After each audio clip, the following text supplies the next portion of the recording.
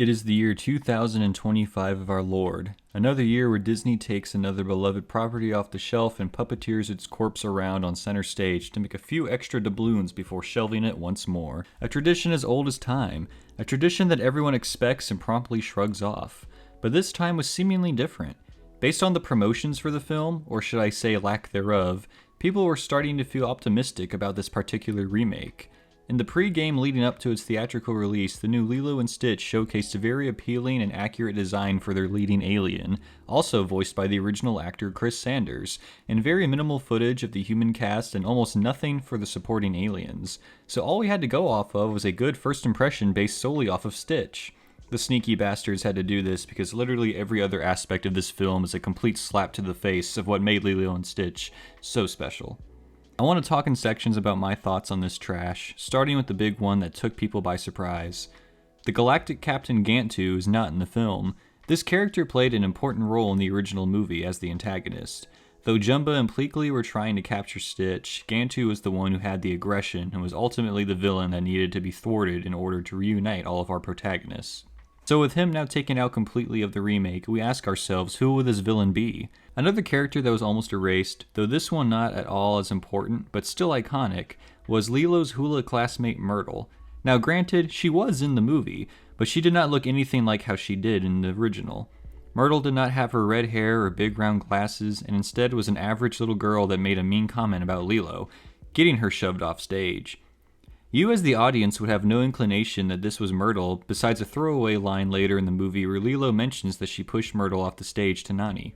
Not only have these original characters been scrapped, but we get two brand new characters that add nothing to the movie. The first one being a brand new neighbor character that lives next door to Lilo, and a brand new female social worker instead of Cobra Bubbles, who now is nothing like he once was. In the original, Cobra Bubbles was this lumbering and scary tough guy social worker who was revealed to be a former CIA agent. But now his character has been split in half for whatever reason. Cobra is now just a CIA agent, and even though he is played by the original voice actor, he is nothing like what Cobra was. He's now older, not big or intimidating, and radiates conspiracy theorist grandfather energy. On the topic of character changes, this movie completely rearranges everyone's dynamics. This movie portrays Nani as this insufferable bitchy sister that genuinely seems like she wants to get rid of Lilo at times. Those moments in the original where Nani lost her job and tells Lilo it wasn't her fault because she's caring and trying to make her little sister not feel like shit are now just Nani in this movie telling Lilo that she's the reason life sucks and it's all her fault. The most aggravating scene for me though is when Lilo brought up the first conversation about Ohana, the iconic speech of how family is the unbreakable bond that leaves nobody behind, making Nani realize that even though Stitch and her sister are troublemakers, they are the most important things in their family. Now, that has been changed into a scene where Nani interrupts Lilo as soon as she says the word Ohana and goes on about how that's a fairy tale and that this is real life and it sucks and she needs Lilo to wake up and be here with her. Like, what the fuck? This is not Nani at all.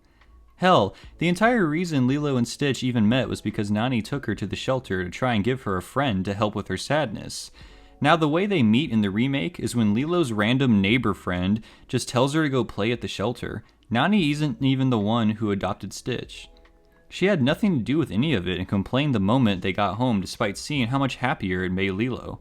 I'll save what they do with her at the end for later, but by far the biggest shocker of this whole atrocity has to be the complete destruction of Jumba. The movie speedruns the beginning where Stitch escapes the Federation and flies to Earth and quickly introduces us to the new Jumba and Pleakley, each character having the most basic white man boring voices I've ever heard in voice acting history. Jumba no longer has his iconic Russian accent or personality and instead sounds like this: "Hi, I'm Jumba, and I'd like to apply for a loan." Pleakley's voice was nothing like the original either, but he was more bearable than what they did to Jumba. Every time Jumba spoke in this movie, it was the most jarring thing because it was like some stranger was living in his skin. He looks like the Jumba we all know, but sounds and behaves like a completely different person. But by far the worst change has to circle back to the point I made earlier of their decision to remove Gantu. Someone has to be the villain for the movie, and these fucking lobotomites decided to make that villain Jumba.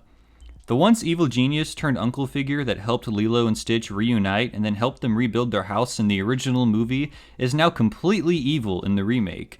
He destroys Lilo's home and family photos of her dead parents and kidnaps Stitch in an effort to make him into a weapon to conquer the universe, all while sounding like a piece of white bread. Seriously, what the actual fuck were they thinking? Jumba and Pleakley are no longer a duo. They've been reduced to one-dimensional characters that are not even a reflection of who they were. They didn't even include that scene where mosquitoes swarm Pleakley, which was the whole reason Pleakley even joined in the first place, was to preserve the endangered mosquito population of Earth, which they mention in the beginning of the remake but completely forgot about afterwards.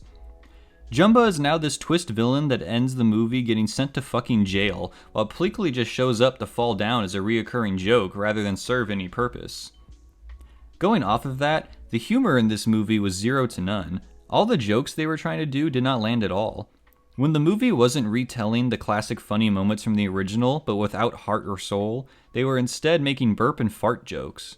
I'm not even kidding, it was that bad.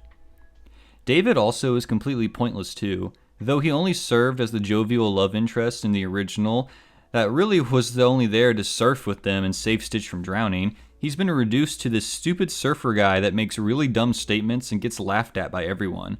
He and Nani share absolutely no romantic chemistry the entire film. I now want to talk about the ending, the god-awful ending. So after Jumba's character assassination, we get this scene where Stitch saves Lilo from drowning, and to do so, sacrifices himself because he can't swim. So Lilo is now on David's surfboard getting saved, and pleading with Nani for her to go back to save Stitch, and the new Nani is literally saying things like, "No, we gotta go. No, it's too late. We have to leave." But eventually decides to go underwater and save Stitch by walking on the bottom of the ocean and slowly carrying him to shore. I'm going to ignore the fact that this scene was ridiculous because with the amount of time it would have taken to reach the shore, both Stitch and Nani would have drowned. The cast of characters revive Stitch and celebrate before the Grand Councilwoman lands on Earth to try and take Stitch away. It's sad watching this whole scene play out now because Jumba is now this villain getting sent away to prison instead of a supporting role there to console Lilo, and now we have this random neighbor lady instead. The scene plays out exactly the same, just without any passion or charm, and they even took out the reveal with Cobra and the Councilwoman knowing each other, just to have this cookie-cutter dialogue where Cobra says he promises to keep an eye on them, and the Councilwoman agrees that Stitch can stay before fucking off back to space. This film isn't even done yet. There's this brand new plot point they discuss the entire movie of Nani wanting to go out of state to college for marine biology, despite the fact she lives in fucking Hawaii and can study there while keeping her family together. So after all this bullshit with Jumba and the exile of Stitch, we get the scene where Lilo tells Nani she wants her to chase her dreams, and Nani takes a flight and leaves for college. What the fuck? Ohana means family, and family means no one is left behind or forgotten, but we'll leave behind Lilo to be under the guardianship of the fucking neighbor so Nani can go do what she wants. Such a strange and unnecessary addition to a Lilo and Stitch retelling. Then again, every addition to this film was so unnecessary. This remake just guts every ounce of charm from the original and regurgitates it back at us in a weird attempt to change everything you liked about it for the worse. Of course, this movie will get millions of dollars because none of this matters to the children who watch it, despite upsetting every other age demographic that fondly remembers what Lilo and Stitch actually was. There's even talks of a sequel being made for this, which we can only pray they course correct all their dumb decisions and give Jumba a redemption arc and include the characters they removed from the story. Anyways, leave your opinions on the new Lilo and Stitch in the comments down below, and until the next Disney live-action abomination, I hope you all have a great day. Huh? Huh?